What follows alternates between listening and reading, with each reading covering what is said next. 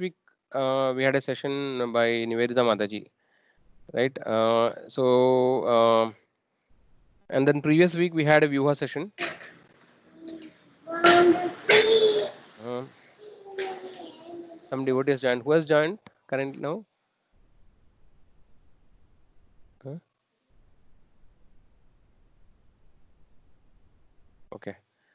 So we were just discussing. No, it's important to know every participant because the Bhakti Visha session is an interactive session, so that no, we know all the participants and we can discuss actually different topics, right? So ideally speaking, the session actually, it starts with a kirtan, and then there is supposed to be a session called icebreaker. Okay, so every time in the session, there will be some question. Okay, and then every participant will try to answer the question in a short 1 minute actually for each participant. So the idea of the icebreaker is that all of them actually comes to the right context. Okay, because people attending the program, they normally will be coming from different backgrounds, right? They may be doing some other activity, and when they come to the meeting, they will be in different mindsets. Different people will be in different context. So to avoid that, we have this icebreaker session where actually we each participants gives their opinion or gives their views about a particular question. But because actually it is online, we are not doing this icebreaker, but we have to just keep in mind that it's an interactive session. Okay, so last session we had it was by Kripamay Prabhu. We had a Vyuha. So the Vyuha session is supposed to be like a combination. Like actually we have different Bhakti Vishas which are running in different places. So all the Bhakti Visha members once in a while, like they come together. Actually, all different Bhakti Visha across different groups, they come together, and this Vyuha program is conducted actually. So in the normally a senior devotee talks about the spiritual topics, and then there is an opportunity to also to clarify some doubts, I mean, which are not clarified till that time. So last time Nivedita Mataji, you discussed chapter 8, no? Yes, Prabhuji. Okay. So I hope in that any questions or anything is there any like how many attended, Mataji?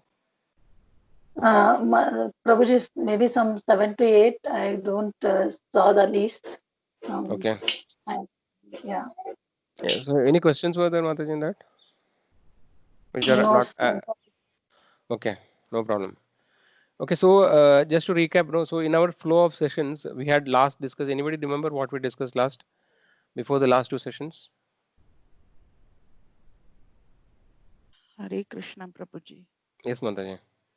Prabhuji, before that session, we saw the regulative principles, 4 principles of Dharma, Prabhuji. Yes. Anybody remembers what are the 4 principles? Yeah, so we have here.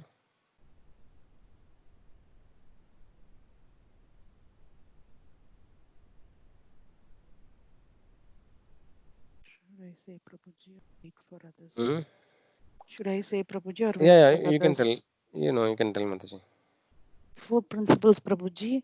No meat eating, Mm, no illicit sex, mm. no intoxication, Yes. gambling, sorry. Gambling. Yeah. So basically, these are violating the 4 pillars of Dharma, Yeah, and the right? 4, Yeah. sorry, Prabhuji. What are the 4 pillars? Anybody remember?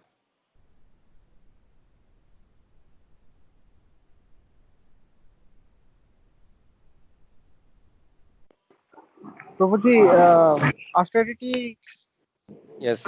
truthfulness, Yes. then uh, this one, Mercy, Yeah. Prabhuji. Mercy and cleanliness, no? Cleanliness and mercy. Truthfulness is the Yes. last. Yes. So these are the 4 pillars of Dharma, right? On which Dharma is standing. And these 4 regulatory principles, if you violate, then actually we are violating the principle of Dharma. Okay, so that is why. So that is the basic quality. So these 4 regulatory principles actually doesn't make one a devotee. It just makes one a human being. So for any human being, though, this is expected actually. But if you are not following the 4 regulatory principle in one way, it means that you are no better than an animal, because animal doesn't have any sense of proper understanding, no, about any religious principles, right? They don't have any proper culture. So if a human being also is living like an animal, then actually he is no better than animal, right? He is a two-legged animal. So this is actually, if somebody is following the regulatory principle in mind, it is actually something like very basic thing which is expected. Like you are considered as a human being, cultured human being. Otherwise, actually, you are considered as an uncultured human being or no, or a two-legged animal. So this is a very fundamental thing, actually, the regulatory principle. And then this was very natural in the Vedic civilization. Now, even like some few hundred years before, right? It was actually followed in the Vedic culture. But nowadays, actually, it's all these regulatory principles are continuously violated, right? Nobody is following. That is how. That is the significance of like the Kali Yuga, right? So of the four yuga, the Kali Yuga is the most fallen age. So that is why in the age of Kali, the process for purification or process for self-realization is also is very simple and easy, because the people of Kali Yuga, they are not capable of doing any other activities. So that all those topics we have discussed earlier, right? For every yuga there is a yuga dharma and a prescribed duty or a prescribed process for self-realization. That Krideya Dhyayado Vishnum Tredayam Ichdo Mahai Dwapare Paricharyayam Kalaudat Harikirtanat. So in Krida Yuga, Satya Yuga, it was meditation. In Treta Yuga, it was yagyas, fire sacrifices. In Dwapara, it was elaborate temple worship. And in Kali Yuga, what is the Kali Yuga process? Chanting Hare Krishna Mahamantra. Yes, chanting Kalaudat Harikirtanat, right? Chanting the holy names. So now we see. So we last time we discussed about the four regulatory principles, right? And the dharma, a principle of dharma in great detail, actually. So now in today's session, we are going to discuss what are the reasons why do living entity commit sinful activities, and what are the places of lust. Okay, so we can read this today. I will read the shloka and then somebody can continue. So one devotee can read one paragraph. Okay, so we will start. So shloka is coming from Bhagavad Gita, 3rd chapter, 37th verse. Kama esha, krodha esha. You can repeat. Kama Esha Kamayesha, Krodayesha, Rajo guna samudbhava. Rajo Rajo Guna Samudbhava, Mahashano mahapapma. Mahashano Mahapapa, Vidhi enam iha vairinam. Vidyenam Vidyenam Iha Vairinam, Kama esha, krodha esha. Kamayesha, Krodayesha, Rajo guna samudbhava. Rajo Rajo Guna Samudbhava, Mahashano mahapapma. Mahashano Mahapapa, Vidhi enam iha vairinam. Vidyenam Iha Vairinam, Kama esha, krodha esha. Kamayesha, Krodayesha, Rajo guna samudbhava. Rajo Guna Samudbhava, Mahashano mahapapma. Mahashano Mahapapa, Vidhi enam iha vairinam. Vidyenam Iha Vairinam.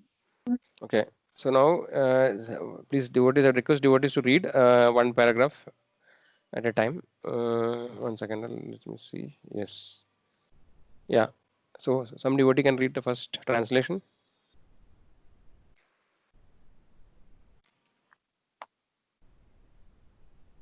Translation is easy, only 2 lines actually. So whoever finds it difficult to read, they can read it.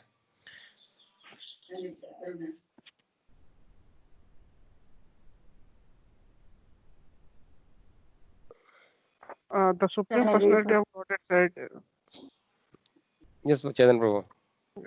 the Supreme Personality of Godhead said, it is lust only. Arjuna, which is born of contact with the material mode of passion and later transformed into birth, and which is all devouring, sinful enemy of this world. Hare Krishna. Transform. Yeah, thank you, Prabhu. Transformed into wrath. Yes. So somebody can read the purport. First paragraph. When a living entity comes in contact with the material creation, his eternal love for Krishna is transformed into lust in association with the mode of passion. Or in other words, the sense of love of God becomes transformed into lust as milk in contact with the sour tamarind is transformed into yogurt. Then again, when lust is unsatisfied, it turns into wrath. Wrath is transformed into illusion, and illusion continues the material existence. Therefore, lust is the greatest enemy of the living entity, and it is lust only which induces the pure living entity to remain entangled in the material world. Wrath is the manifestation of the mode of ignorance. These modes exhibit themselves as wrath and other corollaries. If therefore the mode of passion, instead of being degraded into the mode of ignorance, is elevated to the mode of goodness by the prescribed method of living and acting, then one can be saved from the degradation of wrath by spiritual attachment. Thank you, Preeti Mataji. Thank you. Hare Krishna. So now the next paragraph.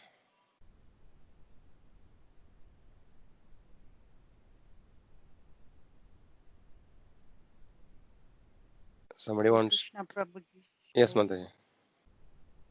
The Supreme Personality of Godhead expanded himself into many for his ever increasing spiritual bliss, and the living entities are parts and parcels of this spiritual bliss. They also have partial independence, but by misuse of their independence, when the service attitude is transformed into the propensity for sense enjoyment, they come under the sway of lust. This material creation is created by the Lord to give facility to the conditioned soul to fulfill these lustful propensities. And when completely baffled by prolonged lustful activities, the living entities begin to inquire about their real position. Hare Krishna Prabhuji. Okay, Mataji. Thank you.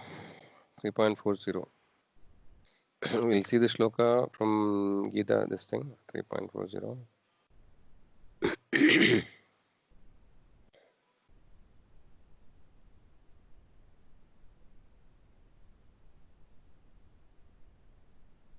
Okay. So actually, this many shlokas in the chapter are very, very interesting. Actually, so I think I would recommend all of you can read it. Okay, so we'll just touch upon this shloka today. So this is the shloka, right? Indriyani manobuddhir asya dhishtana muchyate eder vimohayati esha nanam avritya ehinam. So what is the translation? Somebody can read? Just one line translation.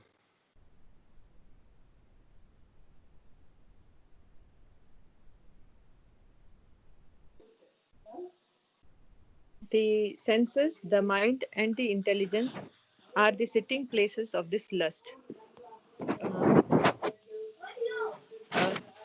Through them, lust covers the real knowledge of the living entity and bewilders them. Okay, if you can continue, Mataji, if possible. Purport. The enemy has captured different strategic positions in the body of the conditioned soul, and therefore Lord Krishna is giving hints of those places so that one who wants to conquer the enemy may know where he can be found. Mind is the center of all the activities of the senses, and thus, when we hear about sense objects, the mind generally becomes a reservoir of all ideas of sense gratification. And as a result, the mind and the senses become the repositories of lust. Next, the intelligence department becomes the capital of such lustful propensities. Intelligence is the immediate next door neighbor of the spirit soul. Lusty intelligence influences the spirit soul to acquire the false ego and identify itself with matter and thus with the mind and senses. The spirit soul becomes addicted to enjoying the material senses and mistakes this as true happiness. This false identification of the spirit soul is very nicely explained in Srimad Bhagavatam 10.84. I think it's can 2. Yeah, 10th canto, 84th chapter, 13th verse. Chapter 13th verse, yeah. यस्यात् यस्यात्मा बुद्धिनी गुणावेत्री धातुके स्वधुव कलत्रादिषु भामना ijya dhyu. I think I am reading all the wrong pronunciation. Then I'll read, Mataji. I'll read the shloka. Maybe you can read also along with me. Yeah, sure. Yasyatma, everybody can read. Yasyatma buddhi Yashyatma buddhi gunapetri dhatuke Kunapetri dhatuke Kunapetri dhatuke swadi kalatradishu swadhi Swadhi kalatradishu bhauma ijyadi bhauma ijyadhi vidyadhihi yat tirtha buddhi yattirtha buddhi salilena karchihit salilena karchihi janeshu abhitneshu Jnaneshu Jnaneshu abhineshu abhineshu Sa eva gokara. sa eva sa gokara. eva gokaraha. यस्यात्म बुद्धि गुणवेत्री धातुके Yasyatma buddhi Yasyatma buddhi gunapetri dhatuke dhatuke स्वदी स्वदी कलत्रादिषु भौम इज्यदीः swadhikalatradisu bhaumaji ishu jadhi यत्तीर्थबुद्धि सलिलेन कर्चिजिज् yatirtha yatirtha buddhi buddhi salilena salilena karchijit karchihi. ज्ञानेषु अभिज्ञेषु स एव गोकरा. jnaneshu Jnaneshu abhijnesu sa eva abhineshu sa gokara. eva gokaraha. Yeah, this is a very, very important shloka in Srimad Bhagavatam, and Srila Prabhupada used to quote this very frequently. Okay, so we can continue Mataji, the translation. Huh. Okay, Prabhuji. A human being who identifies this body made of three elements with his self, who considers the byproducts of the body to be his kinsmen, who considers the land of birth worshipable, and who goes to the place of pilgrimage simply to take a bath rather than meet men of transcendental knowledge there, is to be considered like an ass or a cow. Yes, thank you, Mataji. Hare Krishna. So with that, I think we are come to the end of the edification. So I think there is a lot of information in this today's topic. It's a very deep and profound topic. Okay, so we can discuss that. Okay, so I would encourage everybody, to please discuss actually, be more interactive. Okay, so that we understand this topic in more detail. So basically today the shloka is starting with the shloka from Bhagavad Gita, right? So basically 3.37. The context of this discussion is between, of course, it is between discussion between Krishna and Arjuna in the battlefield of Kurukshetra. Okay. So basically, after discussing, about the transcendental knowledge, Arjuna asks Krishna. Okay. This is the question actually. So Arjuna is asking. Arjuna said, "O descendant of Vrishni, by what is one impelled to sinful acts, even unwillingly, as if engaged by force?" So basically, this is question actually we may also have, right? So in today's world, I mean, we can see that so many criminal activities, sinful activities are going on, and many times we feel that why do people commit such sinful activities? Like it is not that always criminals are only like so-called hardcore criminal they conduct. No, even normal people also indulge in so many similar sinful activities like killing and all. No, there's no hesitation actually. So Arjuna is asking, that's Arjuna vaja adakena prayukto yam pabam charati purusha anichannabi vashneya baladiva niyojida. So why actually people are committing sinful activities as if they are helpless? No, they are by force they are committing. No, somebody is forcing them as if it appears like that actually. Even though they don't want to sometimes commit sinful activities, people are committing sinful activities. So this is Arjuna's question, and to that question, Krishna gives his answer actually. Okay, Krishna says that. Next, yeah. So Krishna replies, Sri Bhagavan Uvacha, Kama Yesha, Krodha Yesha, Rajo Guna Samudbhava, Mahashano Mahapapma Vidyenam Mihavairinam. So basically, Krishna says that the basic root cause of all the tendency to commit sinful activities is what? What is the root cause? Lust. Yes. So actually, what I would like to ask you. So what do we mean by lust? What is understanding? Hare Krishna, Prabhuji. Yes, Mataji. The need of our senses, Prabhuji. Yes. Yeah. So basically, so generally, what happens? No, in our day-to-day activities or in our normal day-to-day life, we use a certain words in a certain meaning, and sometimes the same words in a spiritual context, no, it will have a more deeper meaning. Okay. So anybody else want to suggest what is meant by lust? Hare Krishna Prabhuji. Yes, Mataji. Prabhuji, like what we do for our sense gratification is lust. Yes. And yeah, That is the lust, no, Prabhuji? Yes. Yeah. Correct. So this is actually, so when we are in the beginning, like it may be difficult to understand how this is lust.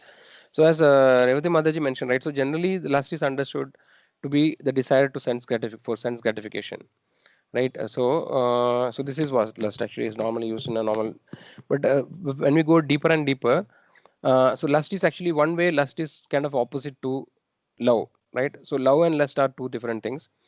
Okay, so we have discussed it earlier, right? So the question is that why does the living entity comes to the material world? Somebody wants to Because answer? Yes, Mataji?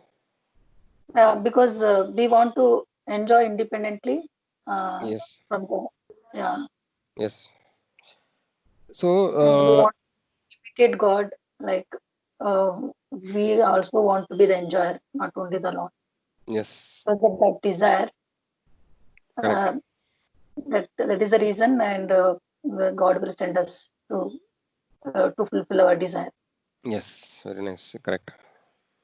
So basically, see, so that's what actually, So the original nature of living entity, right? What is the original nature of the living entity? We have discussed about it. Servant. Jivera Swarup, Hare Krishna and Das, right? So basically, we are actually, the Lord has created. So we have seen it many times. The Lord actually, he was the original person, and he has expanded in so many different ways, right, into different energies and into different forms. That Mame Vamsha Jiva Loka Jiva Buddha Sanadana, right?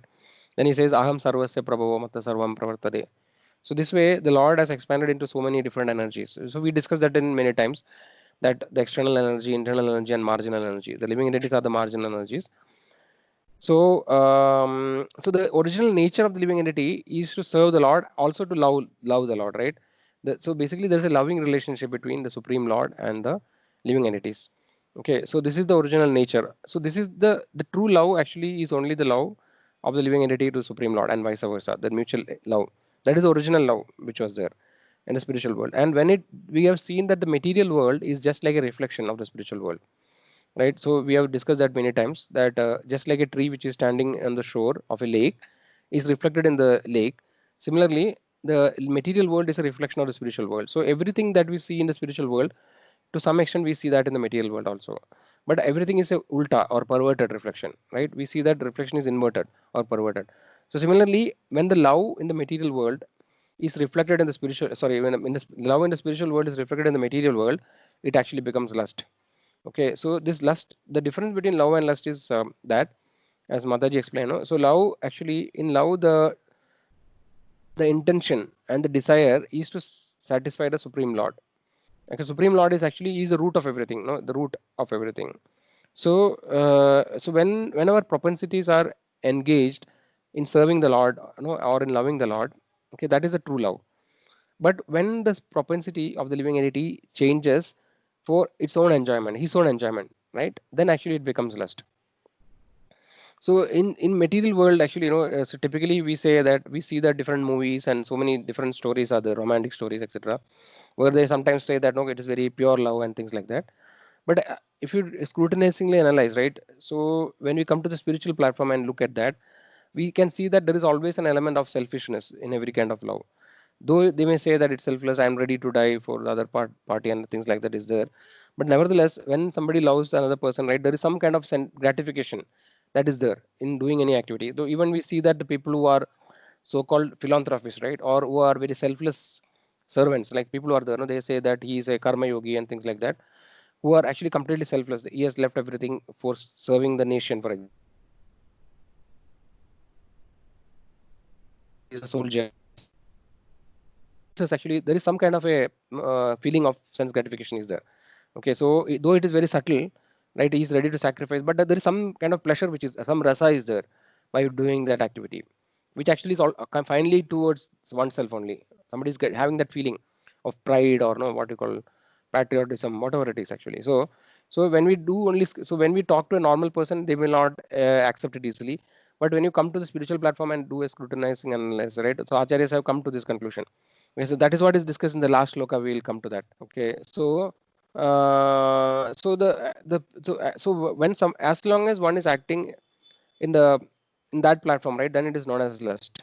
Okay, But when somebody tries to satisfy the Supreme Lord, right? Then actually, then only pure love is there. Okay, this is one aspect. I think this is not the direct topic of today's discussion, but I think to have a proper understanding of the term, I just touched upon that aspect. Okay, so the point is that so this lust. So why do the living entity comes to the material world? We have discussed it several times, right? So that is also the root cause of lust. So because the living entity had a desire to enjoy independent of the Lord. So we have discussed that in spiritual world is known as Vaikunta, right? There are different several Vaikunta planets, and Vaikunta means the word there is no anxiety. Kunta means anxiety, and Vai means no. So where there is no anxiety. So spiritual world is completely full of blissful nature, right? Sachidananda is the nature of the living entity in the spiritual world. So, but nevertheless, some living entity get a desire to enjoy independent of the Lord in the spiritual world. Everybody is serving the Lord. So as soon as such living entities has a desire to enjoy independent, then they are immediately cast into this material world. Okay, they immediately fall down to the material world. And then why we have discussed it several times that why the material world. So material world is just like we have seen. One way of looking at it is just like a reflection. Another way of looking like at it is like it's a toy world kind of thing. Because just like we have given the example, right? A small child is asking the father to give his car because the child has a desire to drive the car, but the father will not give the car actually if he is really responsible, and he really loves his son. He will not give the car. What he will do, he'll buy a toy car so that his propensities are satisfied. So similarly, the Lord has designed this material world so that the living entity can fulfill their so-called propensities, right, of enjoying independence. But by nature, because living entities are created for the enjoyment of the Lord, it is impossible for them to enjoy independent of the Lord. So this material world is designed in such a way that the living entity will gradually, they become frustrated actually because they are never able to enjoy independent of the Lord. So that is how the material world is designed. So that is why people who are doesn't have any spiritual knowledge, right? They cannot understand what is happening in the material world. They cannot find any sense in the material world because they find everything very contradictory, and then they can't come to any conclusion because their thought is that okay, if there is God, then everything should be nice in the material world. There should not be any problem. Everything should be very nice and happy. There should not be any difficulties, etc., etc. But nevertheless, when we understand that the intention of the creation of the material world is actually to it is just like to temporarily satisfy the lusty desire of the living entity, and it should become frustrated so that again it tries to find the original love which is lost. So that is how it is designed. So this is the right perspective of understanding the material, why the material world is created.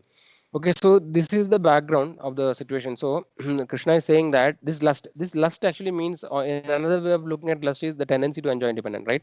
That is lust. So this is, and as soon as the living entity has the desire, so every living entity which falls to the material world, they are actually covered by Maya. Their original intelligence is covered by Maya. That is one of the thing which happens when they fall down. And second thing that happens is that they think that they are the body. Okay, so their original intelligence is covered by Maya. Okay, and then the Maya will make them think that actually they are the body, which is not true, because what are we? We are actually the living entity is the soul, right? But we take different bodies based on our desire. So the first time the living entity falls, and then from then onwards, the living entity is bound by the laws of karma or the material nature, right? The material world is controlled by the material nature or Devi Prakriti, right? Who is known as Mahamaya or Durga. She is actually the superintendent of the material world, and everything is the laws of material nature is already defined by the Lord. And according to the laws, every living entity takes different bodies and sometimes enjoy, sometimes suffer. Okay, so this way the journey of the soul starts in the material world, and then it is infinite. It is called, they are known as Nitya Baddhas. Nitya Baddhas means eternally conditioned soul, because the time is very long. Actually, that living entity takes the time. By the time it can go back, it is millions of lifetimes. And then even after the annihilation of the, no, it is possible that even after the pralaya that we discussed, right? Every day of Brahma, every night of Brahma, there is a destruction. After that is around 1,000 yugas, right? After 1,000 yugas, that is like one Mahayuga, 1,000 Mahayugas, which is around 32 lakh years, I think, or 42. I forgot actually. 32 lakh years into 1,000. That is one day of Brahma. After that, actually, there is a partial devastation. At that time, all the living entities actually will go to an unmanifested state. Okay, but that their karma is not over. Actually, the karma is just, it's like a freezer. They're all kept. The karma is kept in a freezer, and when the next day of Brahma comes, again they continue from the point where they stopped. So this is a partial devastation after the night of Brahma, and even after Brahma's life, actually after 100 years of Brahma, which is actually like 4 billion, 411 billion years. No, I forgot actually 311 billion trillion years and 40 billion years. So this is the lifetime of Brahma. So even after the period also, again, when the life of Brahma is over, the entire universe is destroyed, right? But at that time also, the living entity cannot escape from his karma cycle. At that time also, the living entity enters into the body of Mahavishnu in the form of Pradhana. Okay, so there are a lot of technical details in Vedic scriptures, right? Actually, which may not be necessary to become a devotee, but nevertheless, it is there if somebody is interested. So at this time, also the living entity goes into an unmanifested stage, right? And then all their karma is preserved still. And when the Mahavishnu again breathes out, all the universes again comes out next. So and again the living entities starts doing their activities from it where it was left off. So we can understand that to get out of the cycle of birth and death and karma is extremely difficult actually, unless until we follow the Vedic scriptures, the means which is given by the Supreme Lord, how we can go back. Unless until we follow that, we can eternally live in this material world. No, even after so many billions and trillions of years, still we can continue our suffering. That option is there. Okay, but an intelligent living entity will not. No, will as soon as it comes to know that actually what is our original position, who is the Supreme Lord, and what is the process by which we can attain him, he should take that immediately. And it is the most important priority, the highest priority, right? All other things are not important because we are just wasting our time. Like just like no, if you cry for a toy car, no, you keep on getting many toy cars. What is the use? Actually, it doesn't have any real value. So similarly, this all these different births we take in this material world, it's all just useless labor actually. Just suffering and enjoyment, right? There is no real ultimate benefit or ultimate result of all of these activities. So because we have to understand first of all, this is not the real place, right? Then only we can actually understand what is original place and we can go back. So these three things are known as Sambandha, Abhidheya, and Prayojana, which we have discussed earlier, right? So Sambandha, these are three most important knowledge. Sambandha Jnana means the knowledge that what is the relationship between, like basically it encompasses the three aspects. Who am I? Who is the Supreme Lord? And what is the relationship? Sambandha means the relationship. What is the relationship between the living entity and the Supreme Lord? Sambandha Jnana. Once you know the Sambandha, then the next one is actually what Abhidheya means. What is the process by which I can attain the Supreme, or how can I go back to my original position? This is Abhidheya, the process which actually we are following in the Krishna consciousness, right? Different processes which we follow, like ABCDs, for example, right? This is the process, Abhidheya. And Prayojana means what is the ultimate benefit, ultimate result that I'm going to achieve, which is Krishna Prema or no, or going back to my original constitutional position or original spiritual world, basically. So these are the most three important things. Okay, so now coming down, we'll discuss about, so we discuss here actually, it is explained that how love is transformed into lust, right? So here actually, other words, the sense of love of God becomes transformed into lust as milk in contact. So just like milk, when it is contact with tamarind or lemon, right, it becomes curd, right? So similarly, lust is another transformation or another manifestation of the love in the material world. So this is how actually. So these are two kind of similar things, but in a different manifested form. And this is the biggest enmity. So this lust, why it is the biggest enmity? That now we have to understand how it is biggest enmity, because I just explained to you, right? Because the living entity had the desire to enjoy independently, that actually is the lust.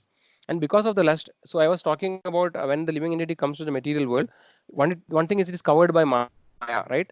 And that along with the covering of the Maya, it attains this thing called the false ego. Okay, because the real ego is actually the identification that I am the spirit soul, Aham Brahmasmi, right? I am the spirit soul, part and parcel of Krishna. So this is the original ego, and the false ego is that I am the body, right? I am like a human being. I am man. I am woman, or I am no, I am a cat. I am a dog. No, this is actually the false ego. So as soon as the living entity comes to the material world, this false ego, because he has the desire, he has the lusty desire that he want to enjoy independently, he is covered by the false ego. Okay, and then by this covering of false ego, the living entity thinks that I am this body, right? And then it forgets that I am the soul. So that is how the lust is the root cause of everything, right? If you just say the lust is the cause of everything, from material perspective also people may think in a different way, because we say that no, this tata kama krodha lobha moha, right, mada matsar, etc.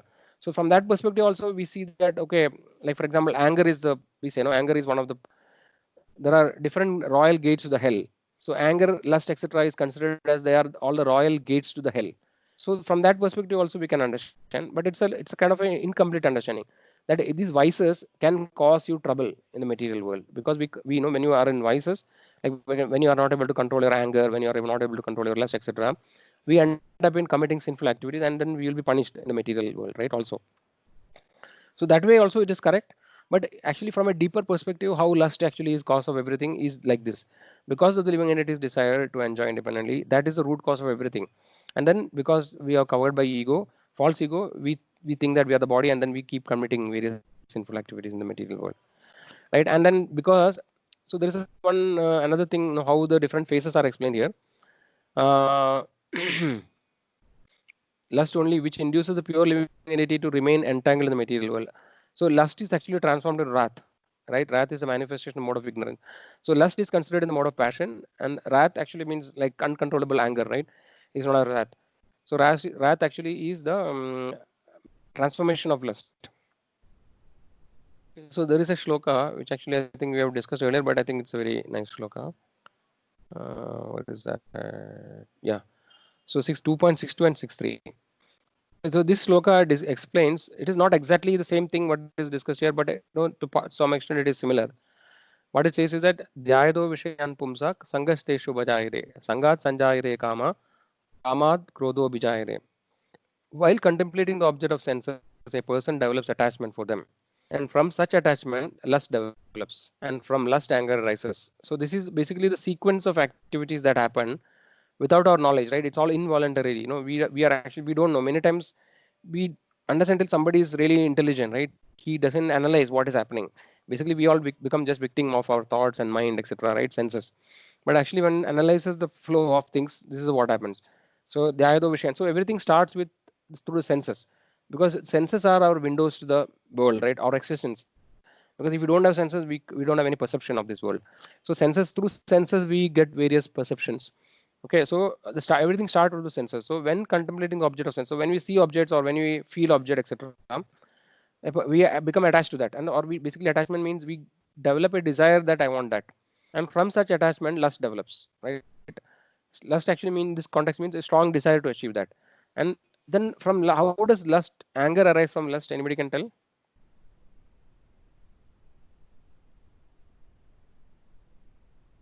To to achieve that whatever we are desiring, maybe like it might be with cruel way also, we will try to we try to acquire.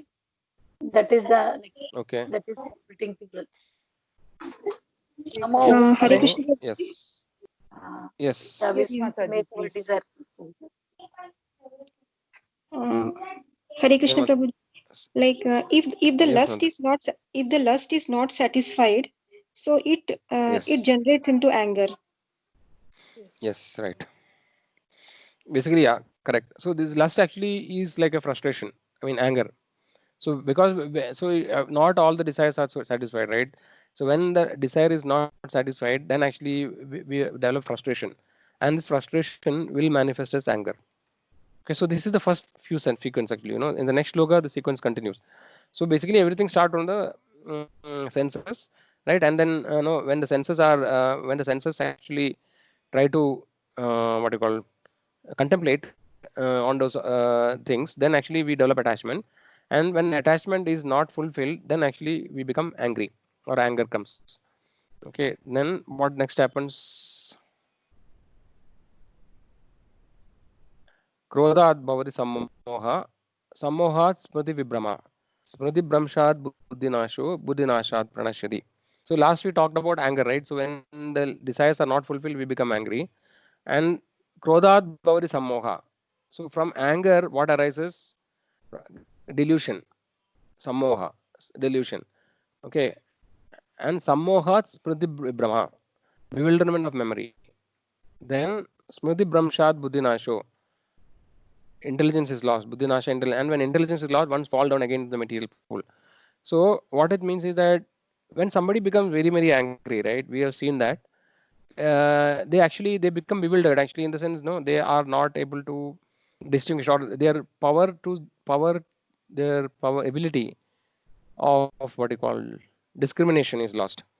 right? So that is why so many things happen, right? So many criminal activities, etc., happen because many times, many of them happen. Sometimes many of them happens out of what do you call that? What is it called? Like a spontaneous thing, right? Even before they think, or they are not able to think properly, and then they commit some activity. They may kill somebody, they may shoot somebody, etc. Krodhat bhavari sammoha. Sammohat smriti vibhramaha. Bewilderment of memory. So these two, three things are all connected actually. See, what happens is that we actually see that when somebody is very, very angry, they completely lose the discriminatory power, right? So they may not think, they may forget actually who is the person who's standing. Like sometimes somebody may even hurt their own children, right? When they are very angry, they are forgetting completely. Their memory and the ability to discriminate is lost. They forget that okay, this person is my relative, he is my wife or he is my child, etc. That intelligence, that discriminatory power and intelligence and memory, everything is completely lost temporarily when somebody becomes very angry, right? And then this way they fall down and they commit sinful activity and then they fall down. Okay, so this is very important to understand this sloka. So what we are discussing, so here actually partially that aspect is described. You can see that wrath, right? How it is told that lust, initially lust comes and then wrath is manifestation of the mode of ignorance. Corollaries. Okay, therefore the mode of passion instead of being degraded into ignorance is elevated to mode of goodness by prescribed method of living and acting. Then one can be saved from the degradation. Okay, so how actually this is partly explained here. Any questions are there till now? Hare Krishna, Prabhuji. I have one question, Prabhuji. Yes, Mansi. Prabhu. Prabhuji, that in Sloka it is mentioned that that lust arises only in the mode of passion. So what about in the mode of goodness and ignorance, Prabhuji? There is no lust.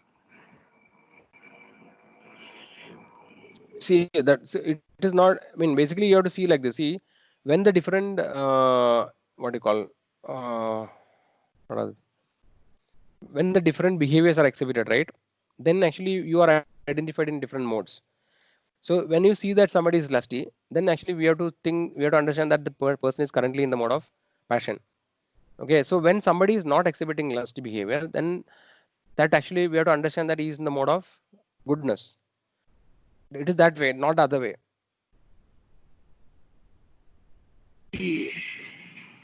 Hare Krishna, Prabhuji. Yes, Mataji. Hare Krishna. Prabhuji, bewilderment of memory means little more you can explain, Prabhu. Like they forget everything. What like So memory? bewilderment actually. See, bewildering means, what is bewilderment means? No, you're not able to really distinguish. So, for example, let's say you have a dream or a nightmare, okay, and then suddenly you wake up. Then actually you will be in a bewildered state that you are not able to figure out where are you. No, Okay. you are not able to. You will for some time you are like trying to find out where am I, like completely you are lost. So Okay. Okay. similarly, you may not realize it actually, but you are bewildered means you are just acting in a sequence of activities, right? So later when you think about, you will come to know that I was bewildered, but at that moment you may not even know that you are bewildered actually, because you are in such a deep bewilderment. So Okay. So because of the bewilder, see, yeah, we forget everything, no, Prabhuji? yes, that is the memory loss is memory, memory loss. So all these things are related actually, corollary activities. Now, when you are bewildered, like naturally your memory, you are not able to think clearly. Your memory is lost. You are not able to remember. Like for example, this person is my relative or whatever. Those kind of things you may temporarily forget actually, because your memory is not able to tell you that thing actually. So the Okay. bewilderment of memory, all those although 2-3 activities, they are all act simultaneously. Okay. A delusion Thank or delusion, bewilderment of memory, and yeah, losing of intelligence. This all happen simultaneously. So that is one same thing, no, Prabhuji. Bewilder of memory and delusion. That are the same thing, same terms, no? Yes, not exactly, but actually, like they are all related, Mataji. So Related. when your memory is lost, or in that state, actually you are you will be in a delusion. So the delusion and bewilderment are very similar. Deluded means you are not able to really understand what is happening. You are in it's kind of a illusion or no delusion. They are all related actually. Means we don't know what is right and what So is wrong. yes, that comes to the intelligence. So then the intelligence is lost, right? Intelligence helps you to decide what is right and what is wrong. So Okay. all those things are explained here. See, from anger, complete delusion arises, and from delusion, bewilderment of memory. When memory is bewildered, intelligence is lost, and when intelligence is lost, one falls down again to the material pool. Mhm. Thank you, So, Prabhuji. Chetan Prabhu, your question, is it okay? We want more details. So you had asked a question that no, passion is only in lust is only in the mode of passion. Whether there is lust in the mode of goodness and ignorance. That is your question, right? So one thing. So in Yes. the mode of goodness, definitely lust is not possible.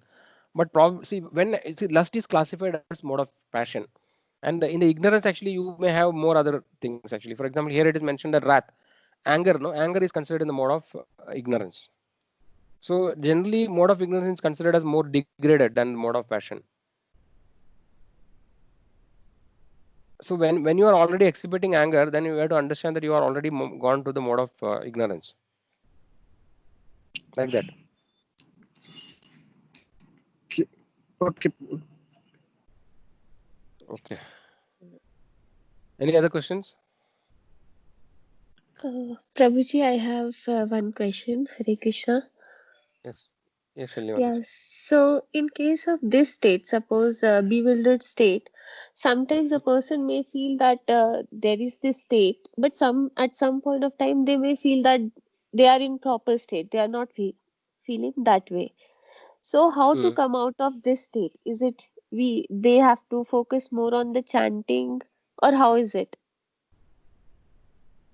I hope Yes, I'm Prabhu clear with Mataji. my question.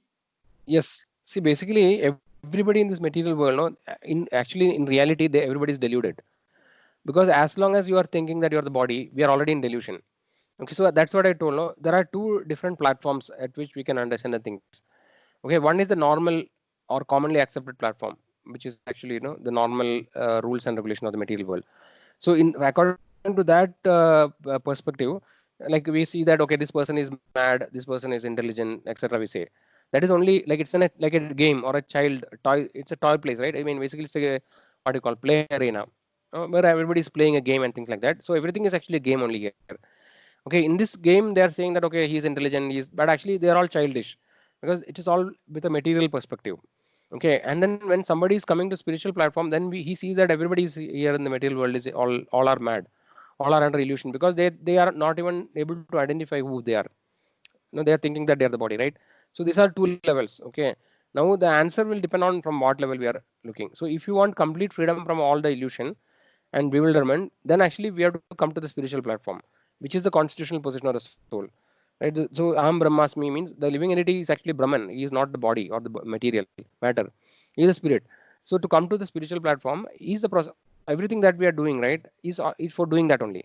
So when we follow the spiritual practices which is given, the abhideya, right, the process which is there, or when you follow the process, we all of us will come out of the illusion and we understand our original position. We can regain our original position. So that is all the spiritual activity which we are doing, right? So like devotional process, Shravanam, Kirtanam, Vishnu Smaranam, Padasevanam, Archanam, Vandanam, Dasyam, Sakyam, Adminam. So these are 9 devotional services, right? Or just by chanting the holy name of the Lord. That is, chanting the holy name is very, very powerful because that is a process which is given. By chanting, actually, gradually we will come out of all this bewilderment. So, no, that is a whole. So basically, the Bhava Roga, no, we have discussed it. So every living entity in the material world is suffering from the disease called Bhava Roga. The Bhava Roga is the material existence itself, right? Thinking that I am the body. That is a fundamental disease that everybody is suffering and which has to be cured. And what is the process for curing this disease is by chanting the holy names or by taking up to the devotional service. Because then our heart is clean, right? We have discussed it. Chedo Darpana Marjanam, right? So by cleaning the heart, all the contamination and all the covering are removed. And also the covering of Maya, right? Which actually is by design, is also removed. So that is the process. This Maya has two potencies. One is called Avaranatmika Shakti and Prakshela, something one more is there. Okay. Shiga Shakti, something like that. So Avaranatmika Shakti is known as the covering potency. And what is the other one? Basically, second one is called a throwing potency. So one is that it covers the living entity with the real knowledge, its identity. And the second one actually is called throwing potency. Basically that the Maya, by that throwing potency, it subjects the living entity to continuous suffering again and again. So this is the problem. Is it okay, Mataji? Yeah. Or something else more? No. Thank you, Okay. Prabhuji. See, problem. All the problems, no solution is only one. Whatever the problem you are having, we have only one solution. Prakshega Shakti. Right? Okay. Yeah. So these are all. See, many things. Basically, there are two aspects in devotional life. One actually is the what do you call? One is the actual devotional activity that we do, different activities. Okay, and second one is the philosophy behind it or the logic. So actually, the logic is not really important. Okay, but our mind, because our mind will not accept things without logic, we need logic also. But if somebody is having just faith in executing devotional service, right, without knowing any of these things, if he has a sincere faith in the process, and if he just chants the holy name of the Lord, then all other things will automatically happen, which is, without his knowledge, we don't have to explicitly try for all these problems. Like making a list of like 20 problems I'm having, one by one I'll solve, like lust, anger, greed, like blah blah, all these things. Like one by one I try to address. That is not necessary, right? But you just do the process, when automatically all these things will be taken care. But generally we don't want simple process, right? Because we are all very complicated people generally. So we want also a sophisticated and complicated process also. So that is why we are struggling more actually to solve the problems. Is that okay? No. Okay, let us go on then. Uh, Prabhuji, I have one small doubt, Prabhuji. yes. Yes, Mother. So whatever we want some comforts in current material life, right? For example, having a Mm-hmm. refrigerator or a washing machine and all. If it is not there and if Yes. you are hankering for it, that is falls into Hmm. lust. That also falls into lust. Yeah. See, the question is very simple, na, Mataji. Are you doing an activity which will result in increasing the love of God? So Okay. then that is a test. You can test it yourself actually. Okay. So if you have the refrigerator, let's say you are thinking that okay, I want to do some service to the Lord. See, basically, in the material world, we have seen, right? Nobody can become completely sinless in one day. Okay. Like basically, it's a process. We have to undergo. So over the period of time, we make improvement in our spiritual life, and finally, we come to a stage where we are completely pure, and we are without lust.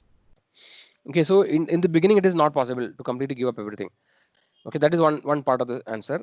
Another part is that from a practical perspective, if you use everything in the service of Lord, that is what actually we discussed earlier. No, that's called Yukta Vairagya. So Vairagya, actually there are two Vairagya. One is called Falgu Vairagya and one is called Yukta Vairagya. Falgu Vairagya is called dry renunciation. Basically, dry renunciation means I reject everything.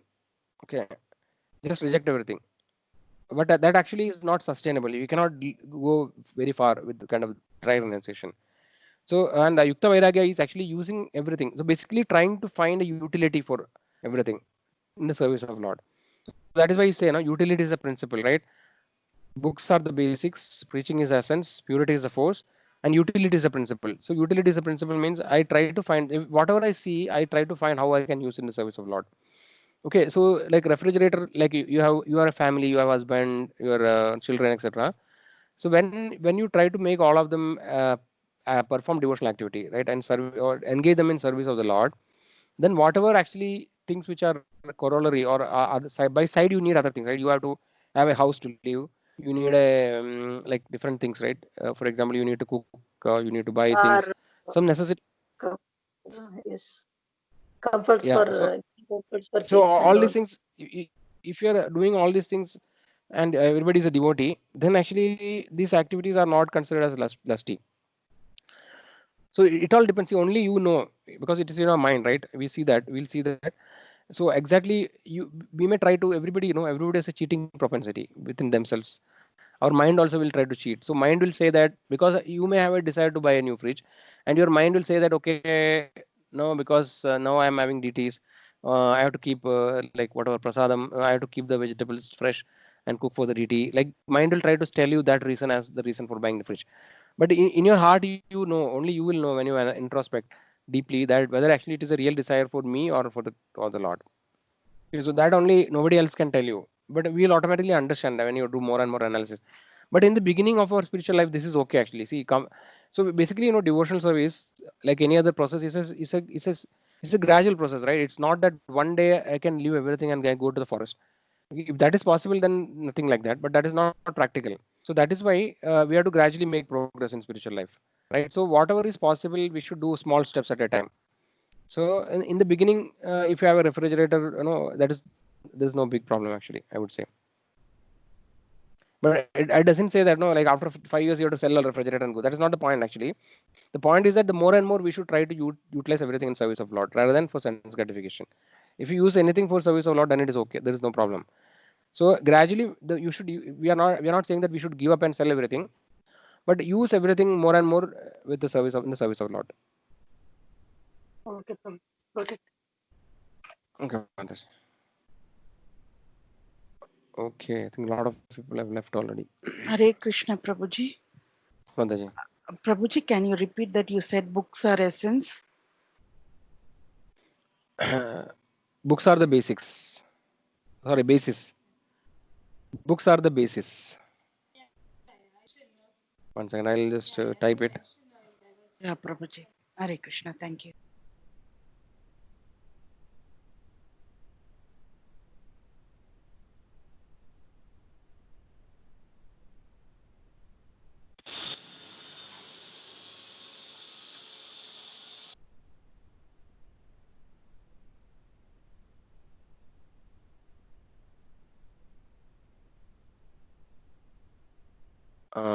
One more is there, no?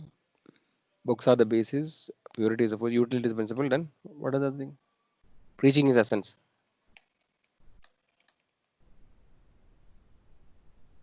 Essence. You can see, Mataji? Not yet, Prabhuji. You have sent in chat, Prabhuji?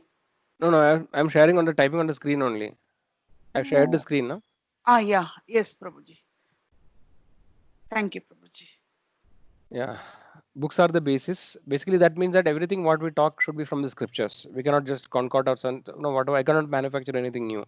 So everything should be based on the scriptures. Purity is a force means the more you are pure, the more your preaching will have effect on others. Utility is a principle in what we discussed just now, no? Like everything yukta vairagya. And preaching is essence is the movement actually, the Sankirtana movement of Chaitanya Mahaprabhu. The essence of it is preaching. Basically, that means that the knowledge has to be given to everybody. We should be compassionate to other living entities, and whatever little knowledge we have, we should try to preach it to others so that everybody gets the benefit. So these are the fundamental principles. Thank you, Prabhuji. Okay, now I think some more points are there important. So let us try to go faster. Okay, this already we discussed. Then Indriyani Mano Buddhir. Okay. So then next is actually discussing what are the seating places of lust, right? So what are seating places? The mind, the senses, the mind and intelligence are the sitting place of lust. Through them, the lust covers the real knowledge of the living entity, bewilders them. Because the lust we have discussed already, right? How the lust is covering and bewildering the living entity. So when we allow the lust to flourish, then actually we'll fall more, we'll be falling more and more deeper into the material pool. So that is why we have to elevate our mind, intelligence, etc. by taking up spiritual. So what is the solution? The problem may be very complicated, but the solution is very simple because we are already doing this solution. We are already practicing. The only thing is that it takes more time. Okay, basically doing devotional service. So, and that is why Krishna consciousness, the word Krishna consciousness, what it means is that we should always be conscious of the Lord. We should always be aware. Our mind, intelligence, senses, everything should be occupied in the thoughts about the Lord, right? Always we should be thinking about the Lord. So once we do that, that is not easy to do, right? It will take very long time to come to that stage. But essentially that is a perfection. When one becomes perfect, he becomes Krishna conscious. What it means is that, or God conscious. What it means is that all his senses, mind, intelligence, everything actually is always engaged in the service of the Lord, or is always contemplating, about the Lord. So that is Krishna conscious state. So when we are chanting continuously, gradually we come to that stage. We come to the perfection of being Krishna conscious. So when you're Krishna conscious, then naturally all your activities also will be like that. Will be in the transcendental platform. So that is what we have. Krishna says Arjuna, no, Traigunya Vishaya Veda, Nistraigunya Bhava Arjuna. What it means is that Krishna says that these Vedas are talking about the three modes of material nature, Sattva, Rajo, Tamo. Nistraygunya Bhavarjuna. You have to raise above the three modes. Just coming to goodness is not enough. Yeah, but of course you have to come to, at least come to goodness is required. But transcendental platform is above the mode of goodness actually, right? Beyond goodness, Shuddha Sattva, because that is the platform of the soul. Okay, so this is what Arjuna says. Yes, so here Prabhupada is saying that once we understand, so the enemy who is lust, right, is Nitya Vairena, Nitya Shatru of the living entity. He has occupied all the strategic positions, and once we know the positions where actually lust has occupied, then actually it will be easy to identify and solve it. So what is the solution is what Prabhupada says is that we have to engage mind, intelligence and senses in the service of the Lord. Then automatically there is no place for the lust to sit. Just like if a water is filled, a glass is filled with water, then we cannot fill anything more, right? Let's say you want to fill some black, anything you want to add to the water. Let's say some contamination, right? Some mud or anything. If it is completely full, then there is no scope of adding anything more, right? So if you leave a gap, right, no, then actually the lust will come and sit. So what actually Prabhupada is saying is that we have to engage all the mind, intelligence and senses in the service of the Lord. So we have seen the example of Ambarish Maharaj, right? How he was engaging all his senses in the service of the Lord. So that is the solution. Okay, so something, yeah, one small thing I want to just start. I mean, we'll discuss this continuously in the coming sessions. There is one good analogy. Okay, to understand what is mind, intelligence and ego. So this picture everybody can see. See? Yes, Prabhuji.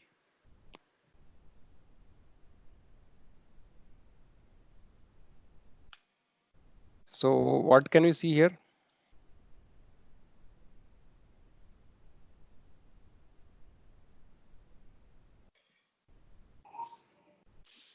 Senses, Prabhuji. Eyes, nose, ears, hand and mouth. Yes. Then what else? So basically, what you're seeing in this picture? There is a Person chariot is here, and there are five horses. And behind the charioteer again, there is a owner, and there is a rath also. There is a chariot also. There is a chariot. There is a charioteer. There is a person whom the charioteer is taking, and charioteer is controlling 5 horses, and the horse is controlled by the charioteer through the thread. Yes. Rope. So okay, very nice.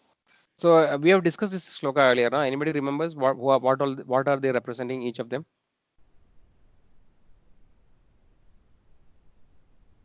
At least whatever you remember, you can say. One is very straightforward. Huh? Already our Revati Mother just mentioned about it. The horses are like senses. Horses are senses. Yes. And charioteer is the mind, I don't know whether, or intelligence. Okay. Right. And ego is the last one who is sitting. Yes. Yes. So we'll go to the shloka then. Okay. Where is the shloka? Somewhere it was there.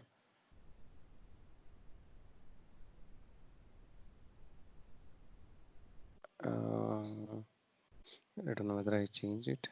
Yes. So actually this shloka is coming from Katha Upanishad. Okay, there is a Katha Upanishad 1.3.3 to 4. So this shloka saying Atmanam Ratinam Vidhi Shariram Ratham Evacha Buddhim tu Saradim Vidhi Mana Pragraham Evacha Indriyani Hayanahur Vishayam Steshu Gocharan Atmendriya Mano Yuktam Bhoktedi Ahur Manishina. So Atmanam Ratinam. So Atma means soul. The soul actually is a traveler. Okay, is a passenger. Ratinam. Then Shariram Ratam. So the Ratha is actually the body. Buddhi Saradim. The driver is the Buddhi, intelligence. And Mana Pragraham is the control, the rope. The rope actually which controls the Rath, no? Or this thing is actually the mind. Okay. Indriyani Hayanahur. So Indriyas actually are the senses. Vishayam, no? Here next line is mentioned Vishayam Teshu Gocharam. Okay, so what actually this is a very profound example. No? We should always keep it in mind. And then this can help us when you are actually bewildered in various situations, right? We can actually think about this example to come out of the situation if you are facing some difficulties. Okay, so here actually we can see that this basically the most important person in this picture is who is the most important thing in this picture? Charioteer. I think the last Soul, one, the Prabhu. soul. Yeah, charity is very important actually, but the most important person is the soul, no? Atma, right? See, basically the soul is the we are the soul, okay, and we are traveling through different bodies, right, based on our desires in the material world. So we get different bodies, right? We discussed that. So one of the body is the human body, which is the like the rathis can be compared to different bodies, right? So the human body is the most suitable. So this person, the soul who is a traveler, he has got a body now, no? And let's say it is a human body, and this body, but every body has actually all these things, right? Every body, irrespective of human body, whatever, will have the senses, right? And then the senses actually, and the intelligence and mind is also there in every living entity, because we have the subtle body, right? Subtle body consists of mind, intelligence, and ego. So the intelligence is the driver. Basically, the intelligence, if intelligence is spiritualized or if intelligence is proper, then actually the soul can go to a proper destination. But if the intelligence is completely left and there is no control, and the intelligence and mind are left on their own, then actually it will go wherever it likes, right? That's what happened to most of the people or most of the living entities in the material world. So, but actually, if you have the intelligence under control, then actually you can also control the senses by the medium of mind.